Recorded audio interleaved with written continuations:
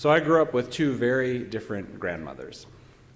One of my grandmas was more of what you might think of as the classic grandma stereotype. Apron on, home-baked bread in the oven, fresh chocolate chip cookies in the cookie jar, lots of smiles, and easy laughs. From my perspective as one of her 16 grandchildren, she was a summer breeze of a grandma. My other grandma also had an apron.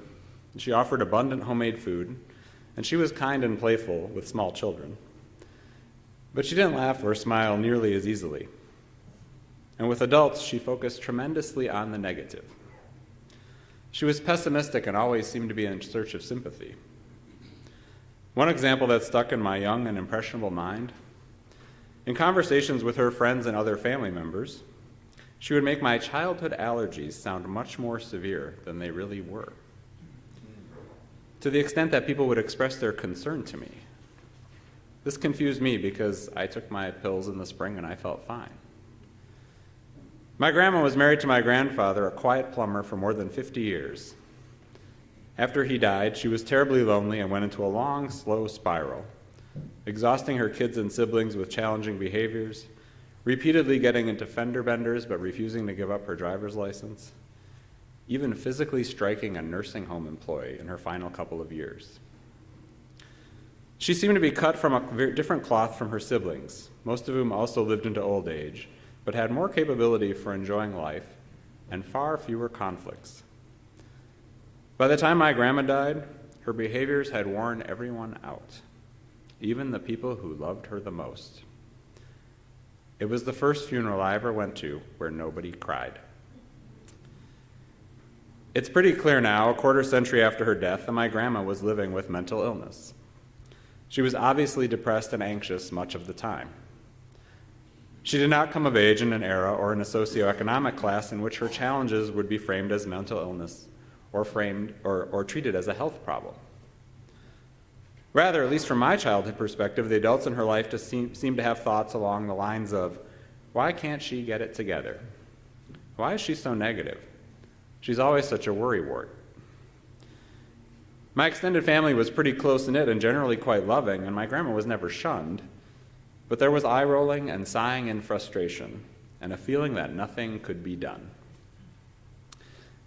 I don't think anybody in that generation of my large Catholic family would have thought, my large Italian Catholic family would have thought of going to a therapist, much less paying for such a thing. These were the children of immigrants raised during the Great Depression. They washed bread bags and reused wrapping paper. Paying many dollars an hour to talk about one's personal problems with a total stranger would have been a very tough sell. My grandma's behaviors and disposition often seem to be framed more as a failure of will, rather than viewed with a lens of compassion. As an adult, I have wondered many times just what it was on my grandma's life journey that might have caused her to be so different, to cause her to turn out to be so different from her surviving siblings. Globally, at least 1 out of 5 girls is sexually abused before the age of 18. Maybe out of the 5 girls in her family, she was the one. Maybe she underwent another kind of adverse childhood experience that she didn't feel she could ever talk about.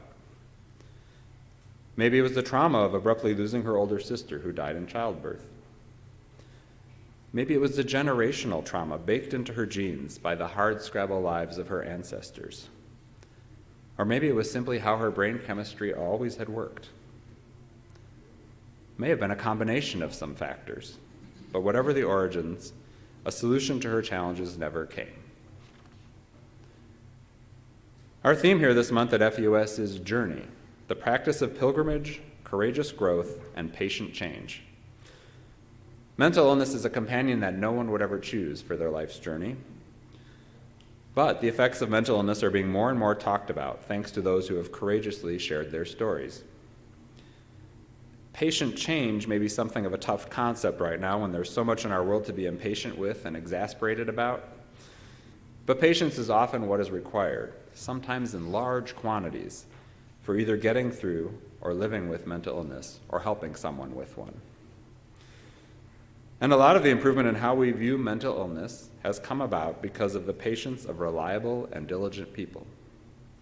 People like the members of our mental health awareness team, whose frankness and hard work are a part of a large ongoing movement to recognize the full humanity of people whose lives are affected by mental illness.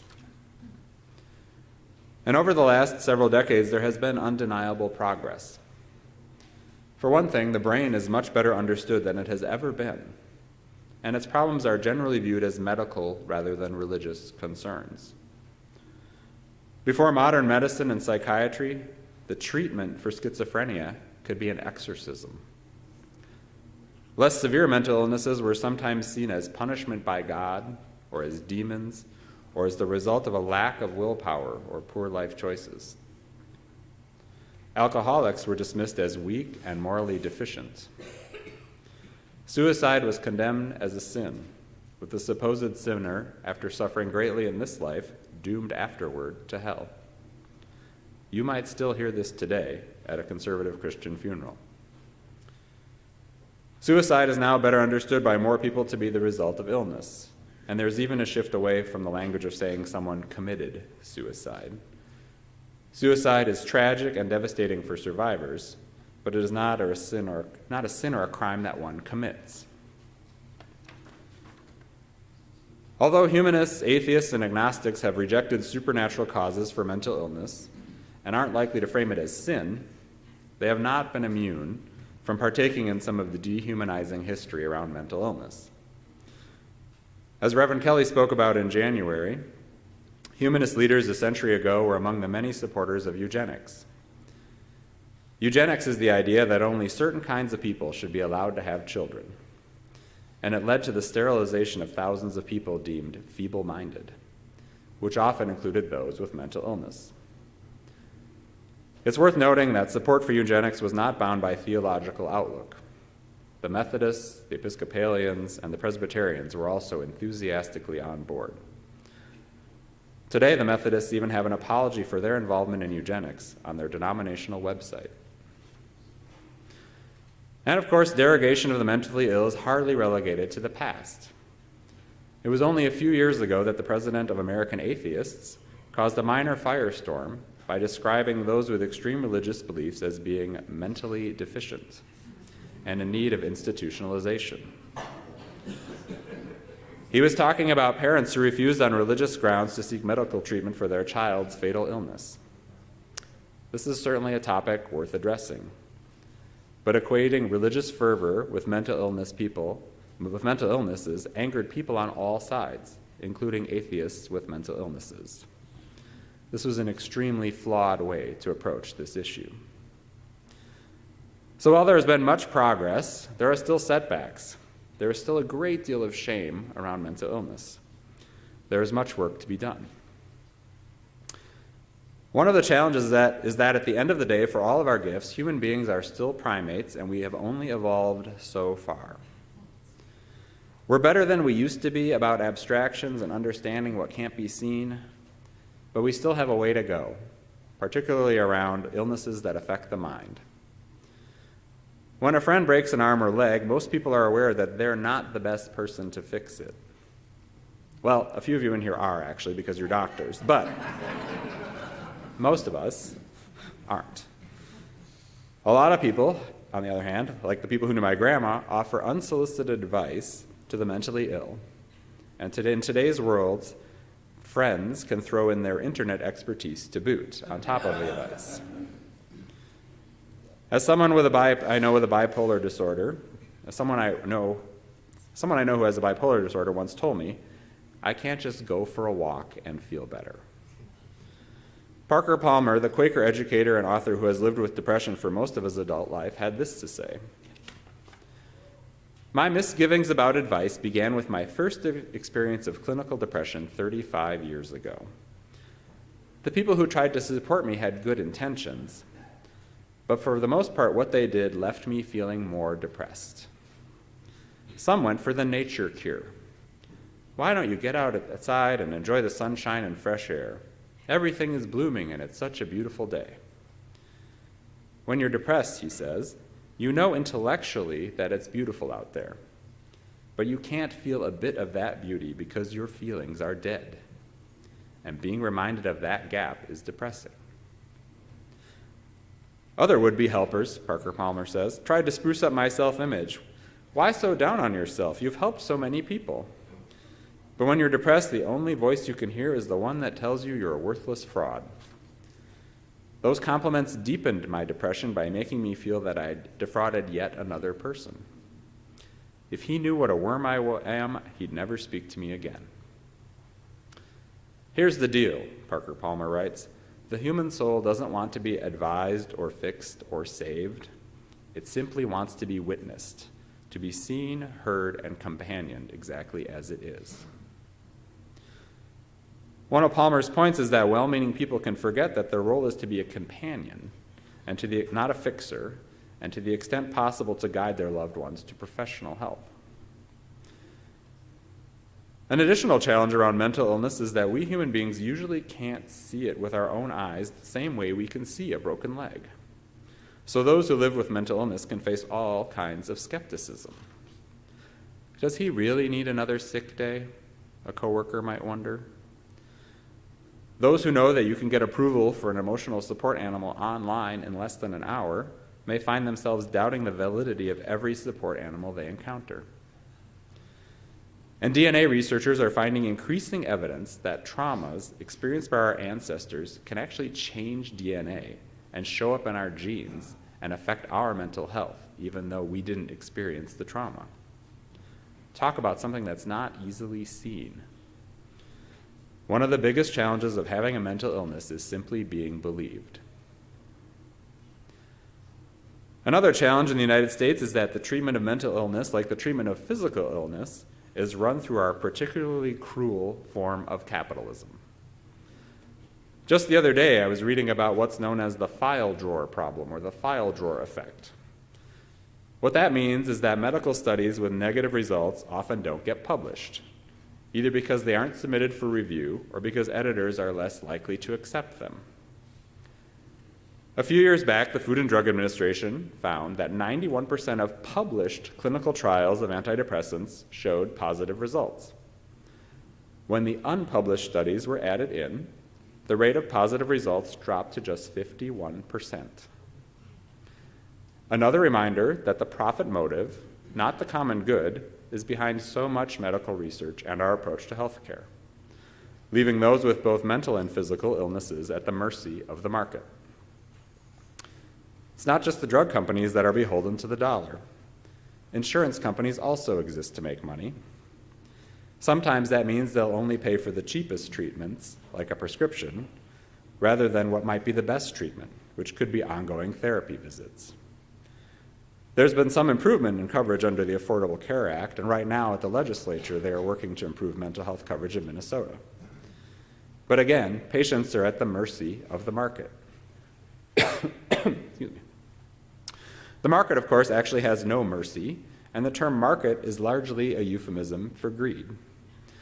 A little aside, when you're reading or listening to the news, try this. Do a search and replace and substitute the word market for the word greed. Do this whenever you hear a public official talking about market-driven housing solutions, or an insurance executive encouraging us to let the market decide. And even in a state like Minnesota, with relatively good health care, there's still a shortage of psychiatrists and of hospital beds in mental health units. Market forces, did you do it? The forces of greed do not appear to be able to fix the imbalance between demand and supply. And of course, there are significant and persistent disparities in care access based on race and class. On the more individual level, mental illnesses often have the unique problem of being an obstacle to their own treatment. To explain what I mean by that, let's go back to the broken leg. When something goes wrong with your leg, your brain urges you to get help and figures out what that help should look like. But sometimes when something goes wrong with your mental health, it means that your brain is not available to do that work. Depression or anxiety have put it on the sidelines, diminishing executive function, or making action seem pointless, hopeless, or impossible. Why doesn't she just do something about it? Well, probably because she can't, just like a person with a broken leg can't run. I want to pause here and take a quick survey. It's a show of hands that we've done before, but if you are comfortable doing so, please raise your hand if you or someone close to you has been impacted by mental illness.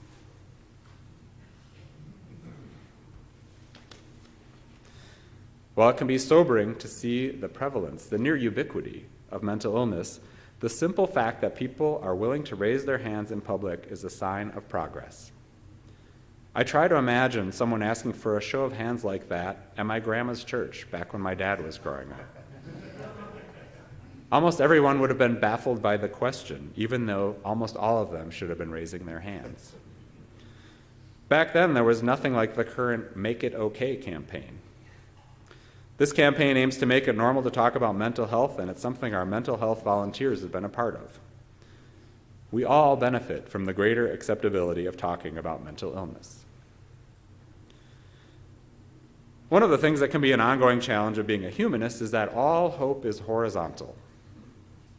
In the face of daunting human problems, human solutions are the only answer, which means we humanists are always facing a pile of work to live out our values, such as our value of affirming the inherent worth and dignity of all people, which is the first principle that we heard today. There is plenty of hope to be found among us humans. Excuse me. One real-world story that offers some hope is the fact that people have greatly reduced the shame and stigma around other kinds of diseases. Living as we do now in a world of breast cancer pink products and Facebook posts about chemotherapy, it can be easy to forget that cancer was once a taboo topic, a disease whispered about and referred to as the C word. Concerted efforts at raising awareness and reducing shame around cancer began in the 1960s and have been extremely effective. Advocates for people living with HIV have also made considerable progress, even in the face of deeply entrenched fears and anti-gay sentiment. Cancer and HIV are, of course, still not diagnoses that anybody wants, but they need not be a secret. And there's hope that mental illnesses are moving down a similar path of declining stigma and shame. So there's always work to be done. And if you're wondering how you might help out in the area of mental health, there are countless ways. This morning after Assembly, you can sign a postcard to legislators encouraging greater funding for programs for kids 3 and under, so they might have healthier childhoods and fewer long-term consequences. You can stop by the Mental Health Awareness Team's tune-up table downstairs today to check out practices that can help you relax and tap into your creativity as we try to keep our spirits up in this winter that never ends. They'll also have brochures of resources for getting mental health help for someone you care about. And in your daily life, in situations where it seems safe to do so, maybe practice mentioning some mental illness, just as you would cancer or the common cold, to continue the work of chipping away at the secrecy and the stigma. And when you do talk about mental illness, take care to separate the illness and the behaviors from the person as a whole. Just like a broken leg, a mental illness is something a person has, not something that defines the essence of their humanity. We all have a part to play, maybe large, maybe small, in continuing to move mental illness from the margins toward the center of our shared life, so that more of our fellow human beings can live freely and without fear and find their way to the care that works for them. Human progress is the work of human hands. May it be so.